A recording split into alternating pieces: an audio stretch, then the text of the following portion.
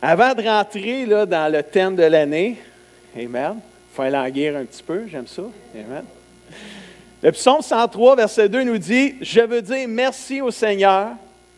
Je ne sais pas si vous avez le goût de dire merci au Seigneur, vous autres aussi, sans oublier un seul de ses bienfaits. Et vous dites amen à ça, c'est fantastique, mais le Seigneur fait tellement de bienfaits que les chances qu'on en oublie sont quand même bonnes pareil. Parce qu'il en fait trop, alléluia. Fait que là, tu commences à en dire des merci, puis là, tu finis par en oublier. Mais on essaye de ne pas l'oublier, mais moi, je veux dire merci au Seigneur pour l'année 2015. Avant de dire merci au Seigneur pour l'année qui s'en vient, je veux le remercier pour l'année 2015 et partager avec vous quelques bénédictions qu'on a eues durant la dernière année. Je ne sais pas si vous vous rappelez, mais notre thème de l'année 2015 était « Dieu veut faire de nouvelles choses ». Et ce n'est pas parce qu'on change de thème qu'il va arrêter d'en faire. Amen. Il va continuer à en faire des nouvelles choses. Amen. Et il y en a en 2015, vous avez vécu des nouvelles choses aussi. Il y en a qui se sont mariés, c'était nouveau pour eux autres. Amen. On est bien, bien contents pour eux autres. Et il y en a qui ont continué à vivre le mariage. Et ça, encore là, c'est merveilleux. Il y en a qui se sont pardonnés, il y en a qui ont guéri en 2005. En 2016, on a vu des délivrances, des guérisons, des âmes sauvées. On a été bénis encore tout au long de l'année. On a aidé cette année, c'était un record pour nous, pour le projet Retour à l'école. On a aidé 166 étudiants avec un sac d'école flambant neuf et les effets scolaires. Ça a l'air de rien, là, mais ça en a fait des crayons et des effaces ça, dans un sac à dos. 166, et cette année, on veut atteindre 200 étudiants. Je ne sais pas, là, vous dites amen, ça vous excite beaucoup, mais juste vous dire, vous avez besoin de commencer à prier dessus. Parce que ça prend entre 15 et 20 000 $ pour aider 200 élèves. Alors, on va sûrement faire appel à vous durant les prochains mois. Pas faire appel à vous que vous nous donniez l'argent, faire appel à vous pour que vous nous aidiez à aller chercher des commanditaires, des entreprises qui vont nous aider, vos employeurs, vos patrons. On va vous donner un papier, juste le remettre. Écoute, ça a un impact dans notre ville, là, et on est de plus en plus reconnus dans notre ville. Ça va être notre 5e année qu'on fait ça. Alors, on a besoin d'aide de ce côté-là. C'est pour ça que la semaine de prière est là. On commence à prier tout de suite. Seigneur, ouvre les portes et ouvre les portefeuille aussi de nos entreprises pour qu'ils puissent nous aider à aider les enfants. Et ensemble, la ville, on va impacter les gens qui sont dans la pauvreté. Amen. Parce que la parole de Dieu nous dit, donne aux pauvres, c'est prêter à l'Éternel. Puis moi, j'ai compris que si je prête, ça veut dire, on va revenir. Ça va revenir. Alors, si on prête à l'Éternel, y a-t-il des bonnes chances que ça revienne? Amen. J'ai plus confiance au Seigneur qui va si j'y prête, qui va me le remettre, que des fois qu'on peut en avoir avec d'autres personnes. Amen. On a commencé des GPS, des groupes de partage et soutien, des petits groupes dans les maisons cette année. Et avec tous les groupes qu'on a, là, ça représente près de 100 personnes qui participent dans nos GPS à chaque fois qu'on en a dans nos semaines. Et on remercie le Seigneur pour ça. Un ministère des hommes qui a été commencé dans l'année 2015 avec Pasteur David et son équipe. On a commencé à visiter des aînés, puis on veut continuer ce ministère-là aussi durant la prochaine année. On a eu l'arrivée de Pasteur Guy et Nicole, et on est vraiment heureux de les avoir. Et là, ils commencent cette année une journée par semaine. Merci Seigneur, on a pu être capable de les payer un jour semaine pour venir nous aider. C'est des pasteurs retraités, mais on les fait travailler une journée semaine. Praise the Lord. Amen. Gloire à Dieu. Ils ont l'air contents en plus de le faire. Merci Seigneur. Merci Seigneur pour la générosité de nos membres aussi à l'Église. J'en ai parlé la semaine passée, mais si vous n'étiez pas là, cette année, on a reçu en 2015, juste en dîmes et offrandes, 52 000 $ de plus que 2014. C'est quand même beaucoup de sous pareil. Là. Je ne sais pas si vous savez compter, mais c'est 1 000 $ par semaine. Juste en dîmes et offrandes, ça c'est à part la mission qu'on a dépassée encore. Alors vraiment, moi je remercie Dieu pour l'esprit de générosité qu'il a déposé dans notre Église. Et je vous encourage de continuer d'être fidèles dans vos dîmes et vos offrandes. Puis si vous n'avez pas commencé ça, c'est le temps de commencer. Nouvelle année, nouveau but, nouvelle vision, nouveaux rêves, tout nouveau. Let's go, on y va. Amen. Soyez fidèles et Dieu promet d'ouvrir les écluses du ciel pour cela. Amen. Merci Seigneur pour le Noël VIP 2015 qu'on a vécu. 530 personnes et plus sont venues. Ça fait un succès. C'est notre plus gros événement à chaque année. Et on est vraiment bénis. Il y a plus de 100 personnes qui se sont impliquées dans ce projet-là. Écoute, les bienfaits de Dieu sont merveilleux, sont grands. On est plusieurs personnes dans l'Église. On a tous 1 ou 2 ou 3 ou 10 bienfaits à raconter tellement que Dieu fait de grandes choses. Mais prenons un temps régulièrement pour dire merci au Seigneur. Je veux dire merci, Seigneur. Merci pour ma femme, merci pour mon mari, merci pour mes enfants, merci pour mon futur mari, merci pour ma future femme. Tu sais, c'est par la foi que tu le dis aussi, là. Je vous encourage, les jeunes, là, tu sais, ceux qui ne sont pas mariés. Bien, les gens, il y en a d'autres aussi qui sont moins jeunes, qui ne sont pas mariés, peut-être qui aspirent à ça aussi. Et juste de même, là, j'ai commencé à prier pour ma femme, qui était Lynn, que j'haïssais dans ce temps-là, en plus de ça. Mais je ne savais pas que c'était elle. J'avais écrit une lettre. C'est peut-être juste des idées que je vous donne de même, là. J'avais écrit une lettre du type de femme que je voulais. Et là, je disais, Seigneur, j'aimerais avoir une femme X, Y, Z. Tu sais, toutes des belles qualités morales, spirituelles. Je n'avais pas trop parlé du physique. J'avais juste écrit une petite note, tu sais, un genre de PS là, en bas d'une lettre que tu écris avec 2 petits points. Mais j'ai dit, je voudrais quand même que je la trouve belle, pareil. Puis ça, c'était en 85. Puis en 87, février 87, j'ai commencé à fréquenter Lynn. Je ne raconterai pas notre histoire parce que ce n'est pas le temps matin. C'est juste, dans le fond, pour que vous écriviez une lettre du type de femme ou de mari que vous voulez avoir. Puis priez pour ça tous les jours. Puis à un moment donné, il y a quelqu'un qui va parler de quelqu'un. Comme moi, c'est arrivé, il y a quelqu'un qui m'a parlé de Lynn. Puis qui m'a dit, Lynn est comme ci, elle est comme ça, elle est comme ci, elle est comme ça. Je dis, hey, c'est ma lettre, ça. C'est de même que, bon, on est mariés, ça fait 28 ans cette année. Amen. Gloire à Dieu. Tout ça pour dire que Dieu est bon. Amen. Philippiens 1, 3 à 6, la Bible nous dit, chaque fois que je pense à vous, ça c'est Paul qui disait ça aux Philippiens, puis je lisais ça, puis je disais, il faut que je dise ça à l'Église, parce que c'est comme ça que je me sens avec vous. Chaque fois que je pense à vous, je remercie Dieu. Je suis tellement fier de l'Église. Je suis fier d'être ici. Je ne suis pas juste fier d'être le pasteur de l'Église, je suis fier d'être votre frère, votre soeur. Je suis fier que vous soyez là. Je suis béni à l'Église ici. On est vraiment une Église VIP, c'est vraiment vrai. Chaque fois que je pense à vous, je remercie Dieu. Chaque fois que je prie pour vous tous, je prie avec joie. Et je suis sûr d'une chose. Dieu qui a commencé en vous un si bon travail va le continuer jusqu'au bout, jusqu'au jour où Jésus-Christ lui-même reviendra. Alléluia. Puis on sait que Jésus revient bientôt chercher son Église, mais moi j'ai confiance qu'il va faire une bonne job en vous. Alléluia. Amen. Et c'est le cri de mon cœur ce matin. Notre équipe pastorale a fait une journée de jeûne et prière en décembre, comme on fait à chaque année pour l'année qui s'en vient. On aime prendre un temps pour s'arrêter, prier pour l'année qui s'en vient, pour trouver un thème, une direction dans l'année.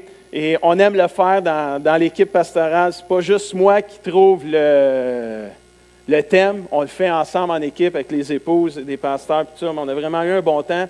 Et le résultat de nos prières, de nos recherches, ont fait en sorte qu'on a trouvé ce thème-là pour nous cette année.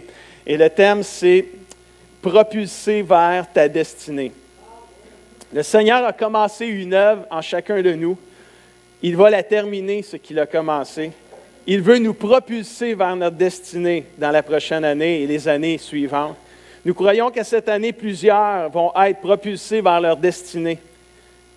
Et je vais commencer une série de messages aussi à partir du 31 janvier, pas la semaine prochaine parce que c'est Pasteur David qui prêche, mais dans 2 semaines, le 31. On va commencer une série de messages qui va s'appeler « Du rêve à la destinée ». Et ça va être 3 messages sur la vie de Joseph. Et vous allez voir, c'est tripant au maximum. Déjà là, c'est encourageant. Vous avez déjà hâte au 31 janvier. Moi aussi, d'ailleurs. Et ça va être vraiment extraordinaire. Une belle série de messages qui va nous propulser en ce début d'année vers notre destinée. Le Seigneur est vraiment merveilleux.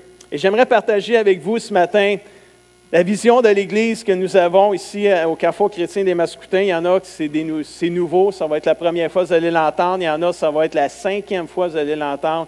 Il y en a, ça va être la 6e fois si vous étiez à Source de Vie avec moi. Et ma femme, ça va faire 18 fois qu'elle l'entend quasiment, cette vision-là. Alors, cette année, je tombe majeur comme pasteur parce que je célèbre mes 18 ans de pastorat. Donc, je rentre dans le cours des grands cette année. Praise the Lord. Mais face à part, ça fait 26 ans que je suis parent. Puis j'ai compris quelque chose de très, très important comme parent. J'ai compris qu'il fallait toujours répéter pour que ça rentre. Premièrement, on m'a toujours répété plein de choses. Mes parents m'ont répété plein de choses. Je suis devenu parent, je n'ai pas arrêté de répéter plein de choses. Et même encore, même à 26 ans, ça arrive encore qu'on répète. Moins, là, à 26 ans, mais ça arrive encore. Puis, tu sais, fais attention, là, pense-y, là, tu sais. Oui, tu sais, puis ils disent oui, surtout à 16 ans, oui, à 16 ans, tu leur dis, fais attention, là, tu sais, arrive pas trop tôt, oui, puis c'est...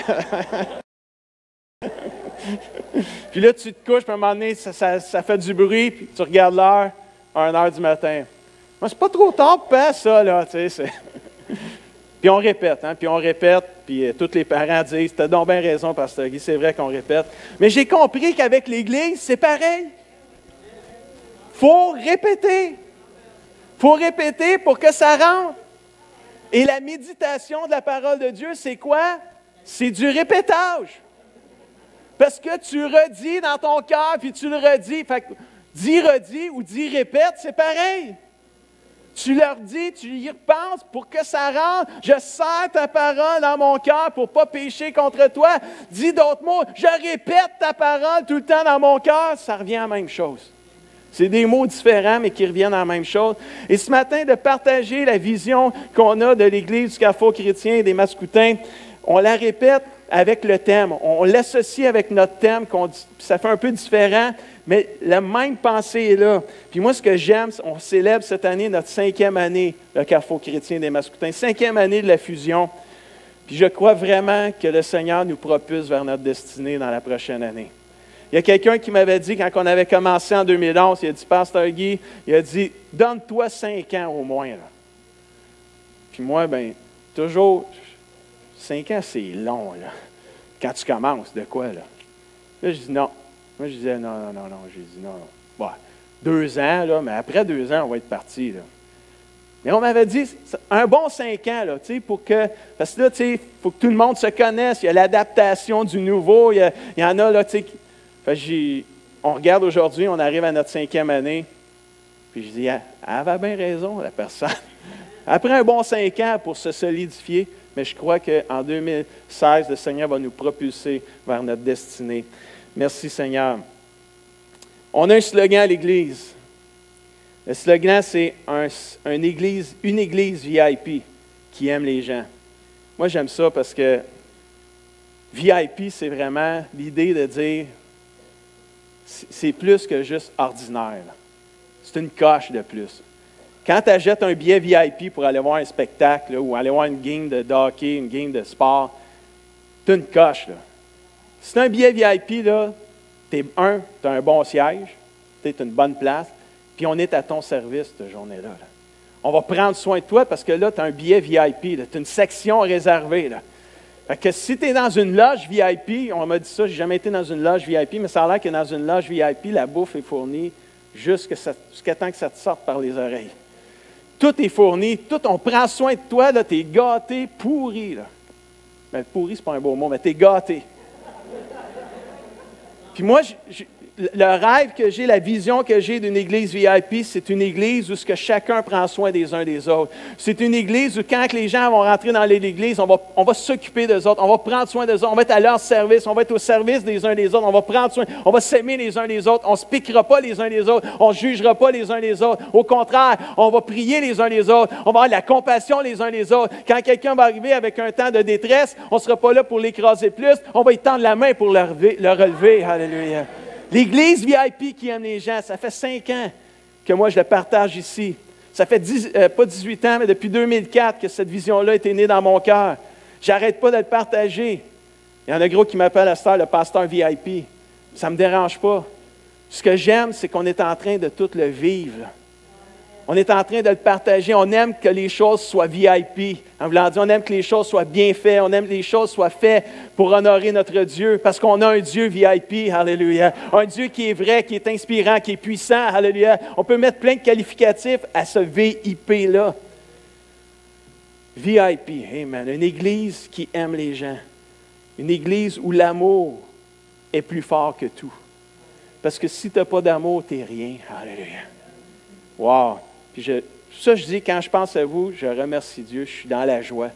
Parce que je suis en train de voir une église qui a compris que l'amour, les uns les autres, vaut plus que le jugement des uns les autres. On est en train d'apprendre à s'aimer les uns les autres comme Jésus nous aime. Je le vois, c'est merveilleux de voir ça, c'est fantastique. Il n'y a plus de place pour se juger les uns les autres. Il y a moins de tribunes pour se juger les uns les autres. Il y a moins de gens qui écoutent le jugement. On n'aime plus ça, se juger les uns les autres. De toute façon, qui aime ça, se faire juger? Levez la main. On va régler ça tout de suite un matin. Là. As-tu vu? Non, mais c'est bien trop gênant. Là. On va me juger si je lève la main. Tu veux pas être, il n'y a pas personne ici qui veut être jugé par quelqu'un. Puis Jésus, c'est-tu quoi, qu'est-ce qu'il a dit? Il a dit, fais donc aux autres ce que tu aimerais qu'on te fasse à toi. Tu veux pas qu'on te juge? Alors, juge pas. Vous avez tellement bien compris. Je pensais jamais que je ferais un bon prof dans la vie. Amen. Gloire à Dieu. On a un slogan. On a une mission qu'on s'est donnée aussi. Une grosse mission, c'est la mission que le Seigneur nous a laissée aussi, de faire de chaque croyant un disciple de Jésus, engagé et consacré à Dieu. Aller par toutes les nations, faire de toutes les nations des disciples, nous disait Matthieu 28, 19. Alors, c'est la mission qu'on s'est donnée, c'est la mission que Jésus nous a confiée. Ce n'est pas une nouvelle mission. C'est le but pourquoi que les gens donnent leur vie à Jésus, puis quand ils deviennent croyants, c'est de faire un disciple avec eux autres. Et ce n'est pas facile. C'est tout un défi qu'on a. C'est toute une mission. C'est une mission qui prend une vie, cher ami.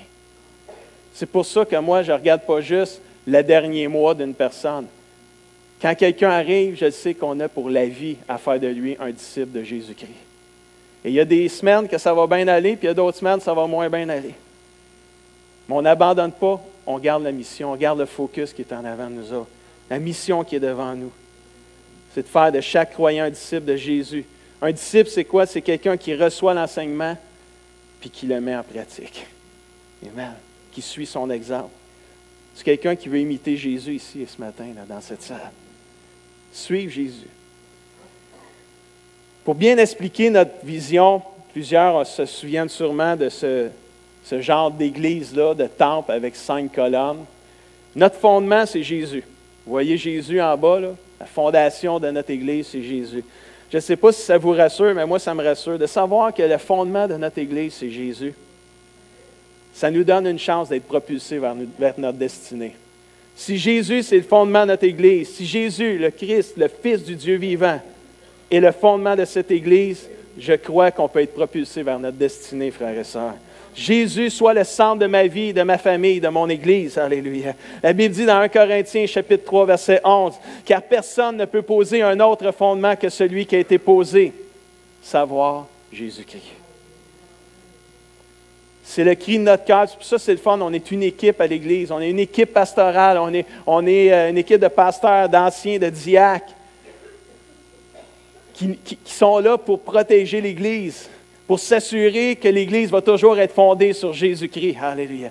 Que l'Église va avancer, puis c'est Jésus le fondement de l'Église. Alléluia. Puis si on est pour dévier, on a assez de monde qu'il n'y a pas de danger qu'on s'en aille sur une fausse fondation, frères et sœurs. On est protégés les uns les autres, frères et sœurs. Et le but, le cri de notre cœur, c'est d'être une Église fondée sur Jésus-Christ. Alléluia. Pas d'autre fondement plus solide que celui de Jésus. Amen. Dans notre vision d'Église aussi, nos 5 colonnes viennent s'appuyer sur Jésus. Nos 5 colonnes, c'est nos 5 valeurs, c'est nos 5 buts pourquoi l'Église existe. Et je vais vous dire une chose, frères et sœurs, c'est merveilleux. C'est merveilleux. Acte, vous voyez le mot acte dans les 5 colonnes en haut. Les 5 lettres représentent les 5 colonnes, les 5 valeurs, les 5 buts pourquoi l'Église existe. Et ça représente aussi nos relations en tant que chrétiens. Et si tu veux être propulsé vers ta destinée, il va falloir que tu prennes soin des 5 relations qu'on va parler là ce matin. Et on est en relation avec 5 personnes, 5 groupes de personnes quatre groupes de personnes, puis une chose. Dans les 5, vous allez le voir, vous allez le découvrir. On est en relation. Et si on ne prend pas soin de ces relations-là, on ne pourra pas être propulsé vers notre destinée. On va manquer de gaz. Si tu veux être propulsé, ça prend du gaz. Et quand tu prends soin, tu sais, Dieu va nous propulser, mais il ne le fera pas si on ne veut pas. Et à quelque part, c'est fais le premier pas. Souvent, c'est ça que le Seigneur nous demande, fais le premier pas, puis le Seigneur fait le reste. Quand c'était le temps d'ouvrir la mer en deux pour le peuple, pour la traverser à sec, il fallait qu'il se mouille en premier. Plonge dedans. Commence, vas-y. Puis je vais le faire. Et le Seigneur était fidèle, il l'a fait. Et ça fait tellement d'années que je suis chrétien, puis ça fait plusieurs années que vous êtes chrétien. Je pense que vous aussi, vous le savez, que quand tu fais le premier pas, Dieu fait le reste après. Il est fidèle. On sert un Dieu merveilleux. Et la première colonne, le mot A, vous savez, c'est l'adoration. L'adoration, c'est tout ce qui touche ma relation avec Dieu. Y a-t-il quelqu'un ici qui sait que ma relation avec Dieu, ta relation avec Dieu, c'est ce qu'il y a de plus précieux? C'est ce qu'il y a de plus important. C'est ce que le diable va vouloir détruire le plus, ta relation avec Dieu. Puis moi, je veux vous encourager d'être sensible à votre relation avec Dieu. Prenez-en soin comme la prunelle de vos yeux.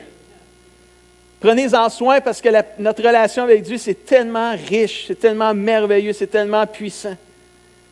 La Bible dit dans 2 Chroniques 7, verset 14, on connaît tout ce texte-là, « Si mon peuple, celui qui porte mon nom, s'humilie, prie, me cherche, renonce aux mauvaises voies. » Et la promesse du Seigneur, c'est « Je vais l'écouter du haut du ciel. Je vais lui pardonner son péché. Je vais guérir son pays. » Wow, amen. Si on a de l'orgueil, on a de la misère à être propulsé vers notre destinée. Il faut s'humilier devant le Seigneur. Il faut prendre soin de notre relation avec Dieu. Tout envol vers notre destinée éternelle commence, se poursuit et va se terminer avec notre relation avec Dieu, frères et sœurs. Alors ça, je pense que c'est important. On a besoin de prendre soin de notre relation avec Dieu, mais ça ne s'arrête pas là. On a d'autres relations à prendre soin parce que la Bible a dit, comment peux-tu aimer un Dieu que tu ne vois pas si tu n'es pas capable d'aimer la famille de Dieu, les frères et sœurs que tu vois, nous autres, c'est nous autres. Là. Si on n'est pas capable de s'aimer entre nous puis qu'on se voit, comment est-ce qu'on pourrait aimer un Dieu invisible? C'est ça que la Bible dit dans 1 Jean, là, dans les épîtres de 1 Jean. Alors, la deuxième colonne qui commence par C, c'est la communion fraternelle. C'est notre relation les uns avec les autres, mais pas n'importe qui, pas n'importe quel les uns les autres, la famille de Dieu. La communion fraternelle, c'est la relation qu'on a avec la famille de Dieu, les frères et les sœurs. Quand tu nais de nouveau, tu rentres dans la famille de Dieu, puis tous ceux qui sont nés de nouveau, c'est tous tes frères et sœurs. C'est le fun pareil, hein? Moi, j'ai des jeunes frères et sœurs, puis j'en ai des moins jeunes. Non, mais c'est le fun, on est une famille. Comme dans toute bonne famille, ça arrive des fois qu'on se pile sur la grosse orteil. En voulant dire, ça arrive des fois qu'on va se faire mal l'un l'autre, on va se blesser l'un l'autre. Qu'est-ce qu'on fait dans toute bonne famille quand on se fait mal? On se pardonne. On se pardonne, puis tu restes mon frère, tu restes ma sœur.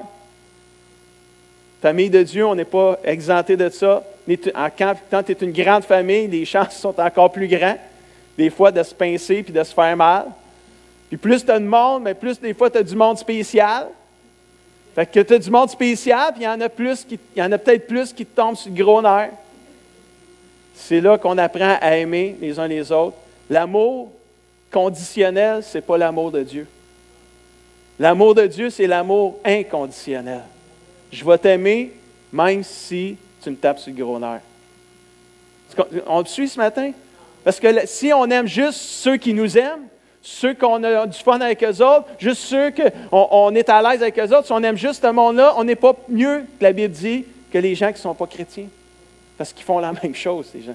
Ce n'est pas l'amour de Dieu, ça. C'est l'amour humain qui nous anime. Mais l'amour de Dieu, c'est plus grand. C'est plus fort. C'est pour ça que si on s'aime comme Jésus nous aime, C'est là qu'on se démarque. Parce que Jésus faisait exception de personne. Il aimait tout le monde. Riche ou pauvre, il les aimait. Grand ou petit, il les aimait. Peu importe. Communion fraternelle, tout ce qui touche notre relation les uns avec les autres. 1 Thessaloniciens 5, verset 11, nous dit, c'est pourquoi il faut vous réconforter et vous encourager mutuellement. Mutuellement, ça veut dire les uns les autres. Il faut vous réconforter et vous encourager les uns les autres à progresser dans l'unité, comme vous le faites déjà. Je lisais ce verset-là, puis je me disais, hey, c'est l'Église encore, c'est nous autres, ça. On est comme ça, on le fait déjà, on travaille fort pour être unis ensemble, pour s'aimer les uns les autres. Et la Bible, ce verset-là, il nous encourage à continuer de le faire, à continuer de nous réconforter, à continuer de nous encourager à progresser dans cette unité-là, frères et sœurs. Se protéger, s'encourager les uns les autres. Et si on veut être propulsé, prendre notre envol vers notre destinée, être propulsé vers notre destinée, il va falloir qu'on prenne soin de notre relation les uns avec les autres, frères et sœurs, d'être en paix les uns avec les autres, comme la Bible nous dit. Alléluia.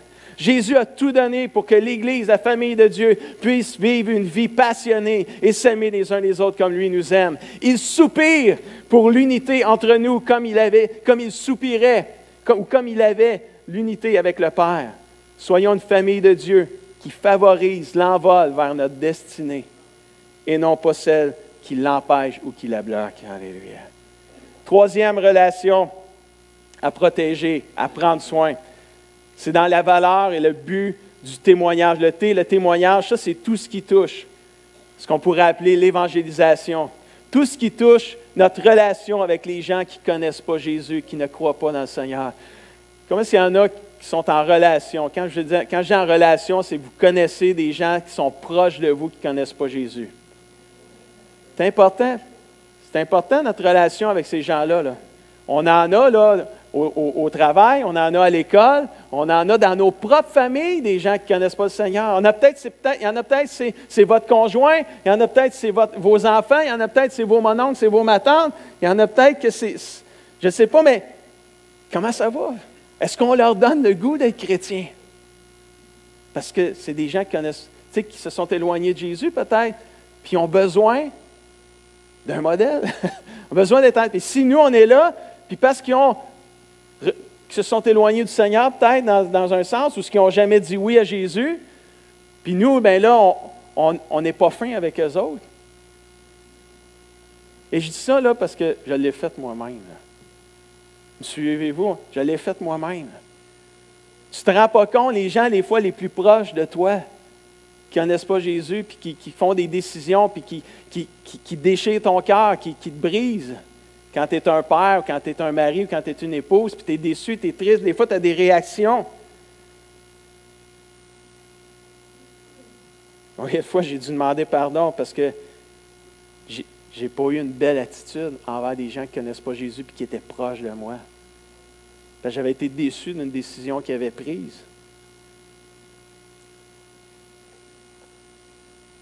Je me souviens du premier chum à ma fille, puis je le partage parce que je pense qu'il y a plein de parents qui vivent cette situation-là. Puis t'as le premier chum, puis il n'était pas chrétien, puis j'ai pas aimé ça. Mais je suis pasteur, je prêche l'amour. Je n'ai pas arrêté de prêcher l'amour, ça fait 18 ans que je prêche l'amour. Mais là, ma fille a trouvé un gars pas chrétien, ça fait 7 ans de ça. Là. Pas hier, là, ça fait 7 ans de ça.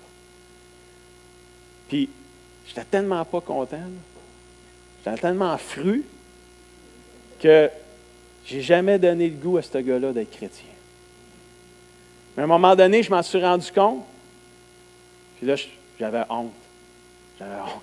Tu sais, quand tu t'en rends compte, quand tu t'en rends pas compte, mais quand tu t'en rends compte, là, j'avais honte.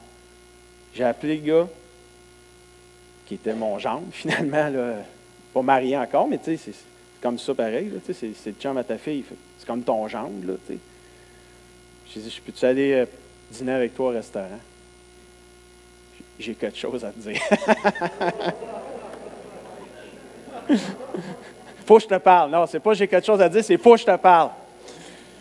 J'imagine qu'il était nerveux. C'est dur de dire non à ton beau-père aussi, là, tu sais, fait que On est allé au restaurant, juste moi puis lui. Ce que j'y ai dit, je vais te demander pardon. J'ai dit, je n'étais pas prête à ce que ma fille sorte avec quelqu'un qui ne partageait pas la même foi que nous. Puis j'ai dit, j'ai mal réagi à ta venue dans la famille. J'ai dit, je vais te demander pardon. Puis, écoute, c'est sûr qu'il ne s'attendait pas à ça, là. Mais c'est ça que j'ai compris. La personne, c'est sûr qu'elle m'a pardonné, m'a donné la relation avec ma fille, elle a arrêté. J'ai dû demander pardon à ma propre fille parce qu'elle a vu comment j'avais mal réagi. J'ai dit, je te demande pardon. Parce que c'est comme je l'aimais quand elle suivait Jésus. Puis là, elle a plus de difficultés, il y a une bataille dans son cœur par rapport à ça. Puis elle ne fait peut-être pas les mêmes choix que moi ou que les autres de mes garçons font. Puis là, je vais l'aimer. Suivez-vous ce que je veux dire? Tu prêches l'amour, là. Mais là, c'est sûr, tu l'aimes, Dan, là, parce que Dan, là, il aime Jésus, là, tu sais. Là. Puis là, moi, là, suivez-vous, c'est comme, tu vas moins m'aimer? C'est l'amour conditionnel. C'est là que j'ai appris à connaître l'amour inconditionnel. Je la prêchais, mais je ne la connaissais pas. Là, je le sais, c'est quoi l'amour inconditionnel. Elle en a eu d'autres copains, là. Puis ces autres-là, ils ne peuvent pas dire rien. Ils ne peuvent pas me reprocher rien. Je les ai aimés, ces gars-là. Je les ai aimés assez pour vouloir qu'ils soient sauvés, eux autres aussi. Puis n'importe qui d'autre qui va avoir des relations avec mes enfants, ça va être la même chose. Je veux être le gars qui répand l'amour de Dieu et non pas celui qui la bloque. Puis je vous partage, c'est cœur ouvert ce que je vous partage là, frères et sœurs. Mais il y a des parents peut-être qui s'identifient à ce que je vis présentement. Ça prend de l'humilité pour demander pardon, mais ça guérit des vies, frères et sœurs. Ça guérit des relations. Et on a besoin aussi de prendre soin de nos relations avec les gens qui ne connaissent pas Jésus autour de nous autres, afin qu'on puisse être des gens qui sont contagieux. 1 Thessaloniciens 5, verset 9 à 10 nous dit, « Dieu ne nous a pas destinés à subir sa colère, mais la destinée de Dieu pour nous, c'est à posséder le salut par Jésus-Christ, notre Seigneur. Alléluia. Jésus est mort pour nous afin de nous faire vivre avec lui, que nous soyons vivants ou morts quand il viendra. Alléluia. Ça, c'est la destinée suprême de Dieu. Posséder le salut. Que les gens soient sauvés, frères et sœurs. Faisons attention à nos relations avec les gens qui ne connaissent pas Jésus. Donnons-leur le goût de découvrir, eux autres aussi, et d'entrer, d'être propulsés dans leur destinée éternelle, qui est le salut pour leur vie. Alléluia. Est-ce que quelqu'un peut dire amen à ça ce matin? Alléluia. 4e colonne ce matin. L'enseignement. Ça, c'est ma relation avec une chose, la parole de Dieu. C'est ma relation avec la Bible, la parole de Dieu. C'est pour ça qu'on a toujours à l'Église quelqu'un qui prêche souvent. Tu vas arriver à une réunion de prière. La prière, c'est l'adoration, c'est tout ce qui touche ma relation avec Dieu. Mais tu vas arriver à une réunion de prière, on va lire un verset. Pourquoi? Mais c'est parce que la parole, c'est elle qui nourrit mon âme. C'est la nourriture spirituelle de mon âme. Alors, on a besoin de cette nourriture-là. On a besoin d'être en amour avec la parole de Dieu. Comme Jérémie disait dans la Bible, c'est 15-16, je pense, ou 16-15, qui dit « J'ai recueilli tes paroles, je les ai dévorées, et tes paroles ont fait la joie et l'allégresse de mon âme et de mon cœur. » Est-ce que vous êtes encore passionnés pour cette parole-là? Et s'il y a quelque chose que le diable veut vraiment éteindre, c'est la passion pour la parole de Dieu. Il va tout faire pour que tu ne l'aimes pas, ce livre-là. Puis il va te faire à croire que, garde, ça fait assez de fois que tu lis ta Bible. Là, c'est plate, ta Bible, à cette heure. Je le sais, regarde, ça fait 32 ans, je lis ma Bible, j'ai ce combat-là tout le temps. Là. Si vous ne l'avez pas, ce combat-là, ne cherchez pas après, continuez. Ne lâchez pas, courez pas après ça. Mais s'il y a un livre que le diable ne veut pas qu'on lise, c'est la Bible. Parce que la Bible, elle change nos vies, frères et sœurs. La Bible, c'est vraiment le livre saint, le livre de Dieu. C'est le souffle de Dieu, frères et sœurs. Et quand on lit, quand on peut être en amour avec la parole de Dieu, cette parole-là peut nous propulser vers notre destinée. Wow! La Bible dit dans Jacques, chapitre 1, versets 2 et 25, « Ne vous faites pas d'illusions sur vous-même en vous contentant seulement d'écouter la parole de Dieu. » Moi, à l'église dimanche matin, moi, l'écouter le sermon du preacher, puis regarde, praise the Lord. C'est excellent. C'est un bon début. Mais la Bible, elle nous le dit. Faites-vous pas d'illusions avec ça. Faites pas juste venir votre dimanche matin puis venir écouter votre sermon du pasteur. Faites pas juste ça en vous contentant d'écouter la parole de Dieu. La Bible a dit quoi aussi? Mettez-la réellement en pratique. Et cette personne-là sera bénie dans tout ce qu'il ou elle fait. Hallelujah! Qui veut être béni dans tout ce qu'il fait? Et là, on va lever la main. Bien, mets en pratique réellement la parole de Dieu. C'est ce que la Bible dit, c'est une promesse. Mets-la réellement en pratique. Viens le dimanche matin, écoute le sermon du preacher, mais après ça, pratique-le. Wow, c'est bon. La parole de Dieu nourrit mon âme. Et lorsqu'on la médite, on la met en pratique, elle nous propulse vers notre destinée. N'écoutons pas les mensonges du diable. Écoutons la vérité de la parole de Dieu et vivons-la. Dernière colonne ce matin. S, le service. Ça, c'est comme la relation qu'on a avec nous-mêmes. Dieu nous a donné des dons et des talents. Puis il veut qu'on mette ça au service de son peuple. C'est comme tu te relations avec toi-même, de dire, regarde, Seigneur, tu m'as donné des dons, tu m'as donné des talents. Puis après ça, il veut que tu le mettes au service de l'Église. En 2016, je crois qu'il y en a qui vont être propulsés vers leur destinée. Il y en a, vous allez trouver votre place dans l'Église en 2016. Mais tu ne trouveras pas ta place si tu ne cherches pas ta place. Ouais, mais moi, pasteur, tu sais, je n'ai pas de don. Non, ça, je l'ai dit. C'est quoi j'ai dit tantôt? Écoutez pas les mensonges du diable. C'est un vrai mensonge, ça. Viens t'asseoir avec moi, là, celui qui pense qu'il n'y a pas de don, là, va te poser quelques questions, va t'en trouver. Ça ne sera pas long. C'est impossible que quelqu'un n'a pas des talents et qu'il n'y a pas des dons ici, c'est impossible. Si vous pensez ça de vous, là, vous avez cru un mensonge sur vos vies, puis un matin, là, vous devriez dire, « Pardonne-moi, Seigneur, aujourd'hui, je veux mettre au service de ton peuple les dons et les talents que tu m'as donnés. Aide-moi juste à les voir. » Puis si vous priez ça sincèrement, « Aide-moi à voir mes dons et mes talents », vous allez les voir. Vous allez les voir. Puis il y en a peut-être qui vous le disent, vos talents, puis « Non, non, moi, je ne suis pas comme ça. Moi, non, non, non, non, non, non. Non, moi, non, non, non, non, non. » Non, vous avez des dons, vous avez des talents.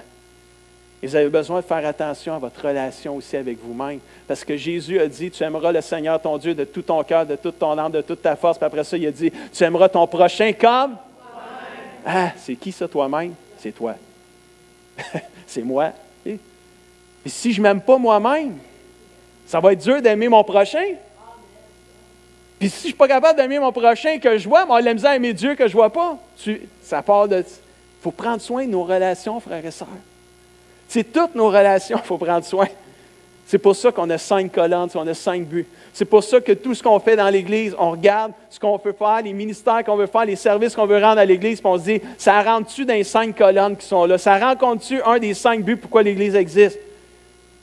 Puis, s'ils sont là, c'est parce qu'ils sont dans un des 5. Puis on essaye de ne pas tout être dans le A. Ça serait penché ce bord-là. On essaye d'être équilibré, frères et sœurs. Et moi, quand je regarde le service, je regarde l'Église, je dis, wow, merci Seigneur. Les statistiques nous disent que 20% des gens font 80% du travail ou du ministère dans l'Église. 20% des gens, ça veut dire sur 100 personnes dans une Église, c'est 20 personnes qui font 80% de tout ce qui se fait dans l'Église. Ça veut dire qu'il y a c'est peu de personnes qui font beaucoup de choses. Mais notre Église, là, c'est le contraire. C'est 80% qui font 100%. C'est le contraire de nous autres. Là. C'est beaucoup de monde qui font beaucoup de choses. Fait que c'est peu qui en font beaucoup finalement. Puis ça me bénit énormément. Parce que l'Église a compris qu'elle a les dons et les talents, puis elle veut les mettre au service du corps de Christ. Quand on est rendu à un certain âge, là, c'est... Je ne sais pas c'est quoi, là, un certain âge. Je vais quand même vous m'aimer encore. Mais tu sais, je me rapproche. J'ai 48, on s'approche quand même d'un certain âge. Mais mettons que tu es rendu à un âge où c'est difficile. On a des personnes aînées qui ne peuvent même plus venir à l'Église parce que leur santé ne leur permet plus. Puis, peut-être que ces gens-là peuvent se sentir à un moment donné dévalorisés, mais il y a encore une arme puissante que c'est impossible qu'ils ne sont pas capables de pratiquer. C'est la prière. Puis moi, je crois que dans l'Église, on a des têtes blanches qui prient. On se sent entouré de gens qui prient pour nous. Moi, je suis sûr que je n'ai pas juste deux mamies puis un papy. C'est sûr que j'ai plein de mamies puis papy qui prient pour moi dans cette Église. J'en ai adopté, là, 2, mais je suis sûr qu'il y en a plein d'autres qui prient pour moi puis qui prient pour toute l'Église au complet. Frères et sœurs, la Bible dit dans Éphésiens 2:10, « Ce que nous sommes, nous le devons à Dieu. » Amen. Dis merci à Dieu pour tout ce que tu es, tout ce que nous sommes. Il nous a recréés, c'est ça, être né de nouveau. On a été né nouveau, c'est quand on était recréés en Jésus-Christ. Il nous a recréés en Jésus-Christ pour nous faire accomplir dans la communion avec lui des bonnes actions qu'il a préparées depuis longtemps. Voilà la vie conforme à la volonté de Dieu, celle pour laquelle Dieu a tout arrangé d'avance. Il a préparé notre chemin afin que nous n'ayons plus qu'à y marcher dedans. Propulsé vers ta destinée. Alléluia. Marche dans la destinée que Dieu a pour toi. Accomplis les œuvres que Dieu a préparées d'avance pour toi. Tu n'es pas sauvé à cause de ces œuvres-là. Non, tu es sauvé pour les pratiquer, ces œuvres-là. Alléluia. On est, en anglais, ils disent « the masterpiece of God », le chef-d'œuvre de Dieu. Alléluia. Wow! Une pièce d'or entre les mains de Dieu. Si quelqu'un se sent dévalorisé ce matin, tu sors d'ici, tu dis hey, « moi, je suis le chef-d'œuvre de Dieu. » Alléluia. Mais enorgueillis-toi pas de ça quand même. Reste humble, mais Dieu est en train de faire toi un vase d'honneur et non pas un vase d'un usage vil. Alléluia. Tout ça, fondé sur Jésus, 5 colonnes avec notre toit qui est l'amour. L'amour qui couvre une multitude de péchés. Sans l'amour, nous dit la Bible, on n'est rien. Peuple de Dieu, c'est le thème de l'année. Propulsé vers ta destinée. La Bible dit, mon dernier verset, Philippiens 3:13. Non, mes frères, je n'ai pas du tout l'impression d'être un homme arrivé. Je ne pense pas avoir achevé la conquête et remporté la victoire encore, mais je n'ai qu'une seule préoccupation. Oubliant le passé et le chemin parcouru, beau ou pas beau, j'oublie ce qui est en arrière de moi. Je tends de tout mon être et de toute mon énergie vers ce qui est devant moi. Les yeux rivés vers la destinée, vers le but. C'est quoi la destinée? C'est quoi le but de tout chrétien? C'est le ciel. C'est la vie éternelle avec le Seigneur pour l'éternité. Je cours les yeux rivés vers la destinée, rivés vers le but. Je m'élance vers le prix de la course que Dieu nous appelle à recevoir là-haut, vers la vie céleste et éternelle dans la communion avec Jésus. Je ne sais pas si c'est votre désir, mais ce matin, je prie le Seigneur que vous puissiez être propulsés vers votre destinée. Wow! Ce matin, on va vous remettre, en terminant, un dépliant à la fin en arrière. Un dépliant qu'on remet à chaque année, dont vous avez le nouveau logo du thème de l'année que vous allez voir partout. Et dans ce dépliant-là, vous avez déjà toute la vision qu'on a partagée avec les colonnes. Vous allez voir aussi toutes les séries de messages et de sermons que je vais faire cette année. Et comme je dis à chaque année, c'est sujet à changement sans préavis, selon l'inspiration du Saint-Esprit. Fait que ce ne sont pas dans l'ordre que je vais le faire, juste pour que vous puissiez m'aider, finalement. Ah, mais là, le pasteur, il va prêcher sur « Je suis Jésus », c'est le premier qui est écrit. Non, je vous le dis, le premier, c'est du rêve à la réalité, puis ça, c'est le dernier que j'ai écrit. Juste pour vous m'aider un petit peu. Mais je vais juste partager avec vous quelques nouveautés qu'il va y avoir en 2016, puis après ça, on termine. Parmi les nouveautés, vous savez, on ne fait pas exprès pour créer des nouveaux ministères ou partir des nouveaux ministères, des nouveaux services à l'Église. Ils nous tombent dessus. C'est Dieu qui dépose dans notre cœur. Pourtant, l'année d'avant, on ne l'avait pas tant que ça dans notre cœur. Puis là, tout d'un coup, bang, il arrive de quoi, puis on l'a à cœur. Puis quand tu l'as à cœur, c'est pas un fardeau, c'est une joie, c'est une paix. Puis tout s'ouvre. On dirait que le chemin s'ouvre quand tu fais ça. Puis cette année, on a à cœur de débuter un ministère pour les couples. On n'a pas à l'Église un ministère pour les couples. Et je crois que c'est un besoin, un ministère pour les couples. Puis, pour bien débuter ce ministère-là, quoi de mieux qu'une conférence, qu'une journée, appelez ça une conférence, une journée pour les couples, le 27 février. Et la conférence, on va avoir plus de détails à venir dans le futur, mais ça va s'appeler « Les défis du couple vers un amour durable ». Et ça va être moi et Lynn, vous allez avoir la joie, j'espère que ça va être une joie pour vous, d'avoir moi et Lynn qui va partager le samedi de 10h à 16h. On va avoir des prix de présence, on va établir les prix de cette journée-là, mais ça ne sera pas cher, je vous le dis. On veut investir dans nos couples, frères et sœurs. Fait qu'on va s'arranger là, pour que ça ne soit pas cher, puis on va s'arranger que si tu n'as pas d'argent, tu vas venir pareil. On veut investir dans nos couples parce que si nos couples sont en santé, l'Église va être en santé. Alléluia. Et je crois que c'est un défi de vivre un amour durable, mais je crois que ce n'est pas impossible parce qu'avec Dieu, tout est possible, même l'impossible. Alléluia. Merci Seigneur. Donc, priez pour ça, samedi le 27 février.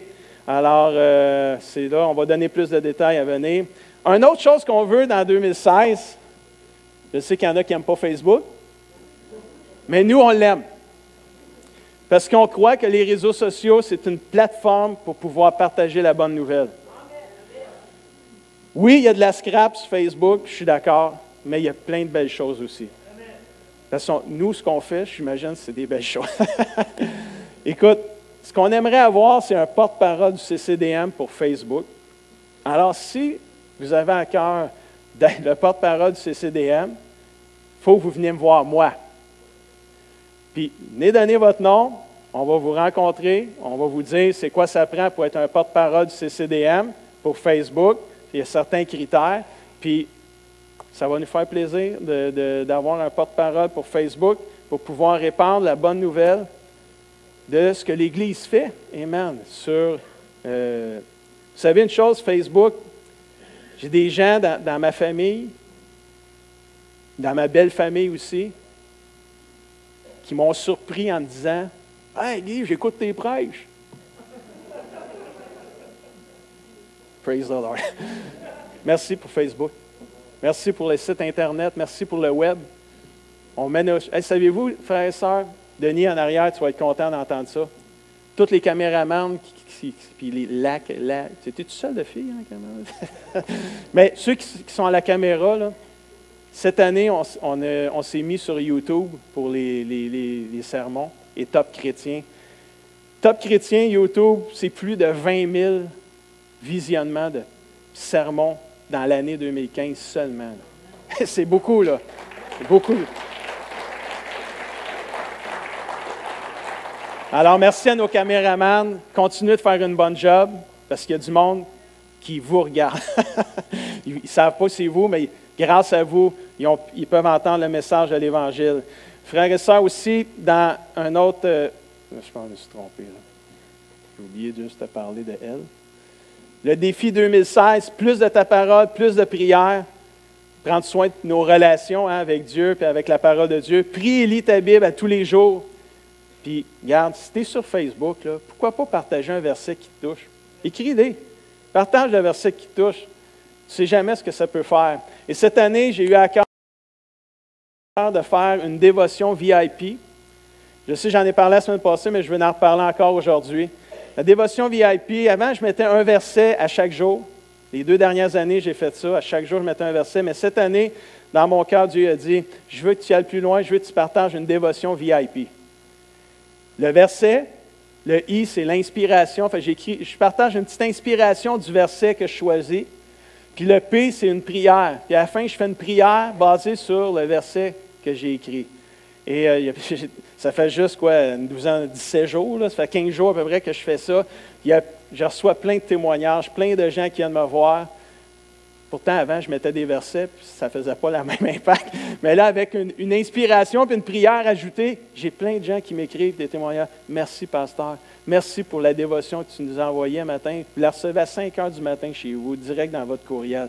Ça, c'est VIP, ça aussi, là. Puis les gens m'écrivent, il y a quelqu'un qui m'a écrit cette semaine qui dit, pasteur, il dit, écoute, il dit, moi, je ne savais pas trop comment prier, j'ai jamais vraiment été bon là-dedans, mais il dit, là, tu fais juste une petite prière, puis écoute, tu montres comment prier. Pourtant, ce n'est pas ça le but. Là. Le but, c'est que j'écris une prière, puis la prière, j'écris, est vraie. Là. C'est comme au lieu de la dire, je l'écris à mon Dieu. Là. Et il y en a qui apprennent à prier juste. Écoute, c'est merveilleux. Je vous encourage, si vous avez un email, allez sur notre site web. Vous allez avoir la diapositive aussi ici dans votre feuillet. Allez sur notre site web à moi et Lynn, guyeline.com. Puis inscrivez-vous, vous allez recevoir la dévotion VIP à 5 heures du matin, à tous les jours. Amen. Je suis engagé, je n'ai pas le choix, je suis fait. Je suis engagé. Amen. Mais boy, c'est bon. Dernier point. L'agrandissement. Oui, on va en parler ce matin. Il y a quelques diacres qui sont absents, fait que je vais en profiter. Je vais pouvoir dire toutes sortes. On va dire toutes sortes de choses. J'ai-tu des diacres qui sont. Je pense. Il y a juste Ben, Larry, Patrice. Es-tu là, Patrice? Oui, il est là. Oui, je suis là. Fais attention à ce que tu vas dire.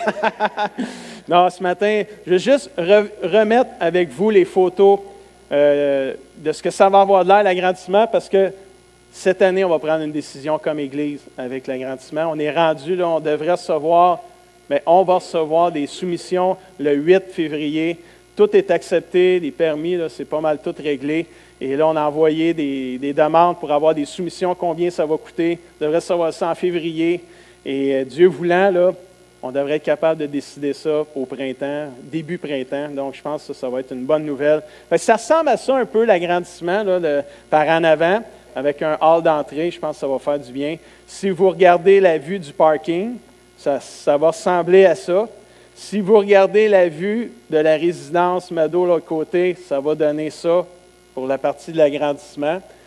Puis, si vous regardez de la vue de Germain-la-Rivière, vous allez voir cette vue-là. Puis, si vous regardez ça, la vue de l'hélicoptère, vous allez voir qu'on s'est fait vraiment un beau parc, les pasteurs en haut. Notre staff, l'été, ça va être génial. Si on arrive bronzé, c'est parce qu'on n'a pas été en Floride, mais on est allé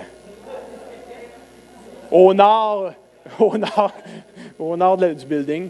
Si on regarde de l'intérieur, la vue de l'intérieur, depuis l'entrée, là, les portes, quand tu vas rentrer dans les nouvelles portes, ça va donner quelque chose qui ressemble à ça avec le monde personne qui va rester à la même place qui est là présentement. Et la vue du nouveau lobby, qui est un autre mot pour hall d'entrée. Une autre vue aussi, avec la zone café qu'on veut faire aussi. On va avoir une zone café, on va offrir le café le matin, si vraiment l'Église accepte l'agrandissement. La vue du deuxième étage, on va avoir des bureaux, des salles pour des classes d'école du dimanche, de CCDM Kids, des bureaux, salles de conférence. Ça va être vraiment très bien. On a besoin, là, il manque d'espace. On a quand même beaucoup de monde, puis on est en train là, tu fermes les portes, puis c'est de la misère à fermer les portes tellement qu'il y a du monde. Alors, on a besoin d'espace. Donc, merci Seigneur. Tu sais, vous savez une chose, ça a tardé un peu l'agrandissement. Mais avec Dieu, là, il n'y a pas d'hasard, puis il n'y a rien. Dieu est fidèle. C'est lui qui rend son Église.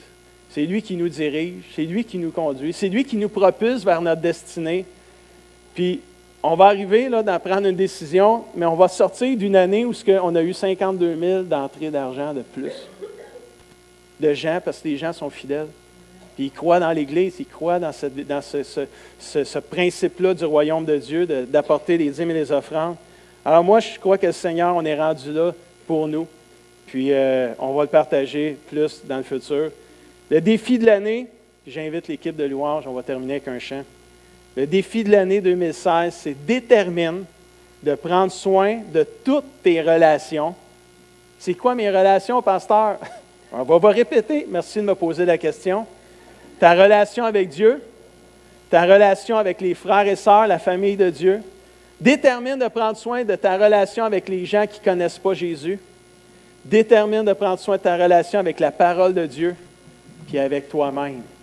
Mets au service du peuple de Dieu les dons et les talents que Dieu t'a donnés. Tout ça détermine de prendre soin de toutes tes relations afin d'être propulsé vers ta destinée. Combien ont le goût d'être propulsés vers leur destinée en 2016? On se lève ensemble. Amen. Hallelujah. C'est la vision de cette année. Et toute la semaine de prière, on va la prier avec ce thème-là. Propulsé vers sa destinée. Amen. Je ne sais pas c'est quoi vous chantez, Alex. À toi seul. Amen. Juste avant, on va prier.